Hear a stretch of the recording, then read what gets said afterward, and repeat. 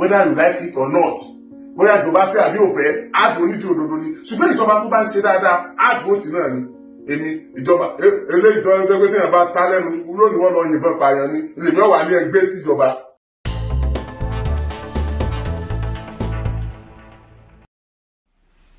Welcome guys to DIGINAIJA. We say thank you. Well, based on all what you know, that DIGINAIJA bring you the latest and trending news all over the world. Okay, we are here to remind you of the EFCC case that was set up to Oriyomi Hamzat. Well, Oriyomi Hamzat has finally come out to respond to the allegation. Yes, guys, he has actually responded to the allegations, and he also find out where this is coming out from. Don't forget, this is DIGINAIJA. If you have not subscribed, what are you waiting for? Do well to subscribe. Click on the notification bell to get more notification when we upload new videos. And don't forget to share your opinion on the comment section below. And if you find this video informative, do well to like and share. Let's watch this video together, guys. Whether you like it or not, bóyá ìjọba fẹ́ àbí ò fẹ́, á dúró nídìí òdodo ni. Ṣùgbọ́n ìjọba tó bá ń ṣe dáadáa, á dúró tì náà ni. Èmi ìjọba eléyìí tó ń tẹ́ pé tí èèyàn bá ta lẹ́nu lónìí wọ́n lọ yìnbọn pààyàn ni. Ilé mi wà ní ẹgbẹ́ síjọba. Tọ́ pé irú wa gbọ́dọ̀ sọ̀rọ̀ mọ́ àti ìtálẹ́nu gan kò tí ì déjọba gan bí ó ṣe bá tẹ́ tọ́ da jẹ́ ní wákàtí. Àwọn ilé ìjọba katapila wọn fún mi owó léṣẹ́ oníléeṣẹ́.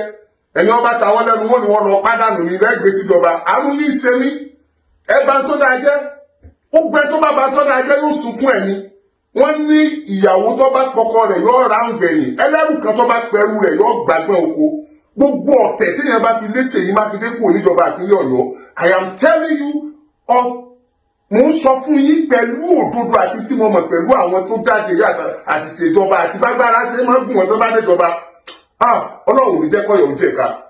Aburú tó lágbára jù tó lè ṣèpínlẹ̀ Ọ̀yọ́ báyìí, òun ni kí àwọn ẹni bíi kí wọ́n gbọ́nà ẹ̀bùrú èrú kí wọ́n gba ìjọba. Ọlọ́run sì ní fún wọn ṣe. Èèyàn mi nípínlẹ̀ Ọ̀yọ́, ẹjí o, ẹni wọn máa sọ tí wọ́n ṣe, ẹni wọn máa sọ bí ìjọba ikú sí ní tó yẹ kó ṣe tí ò tí ì ṣe, ẹni wọn fi rọ́lẹ̀ wọn mọ́ parọ́ mọ́.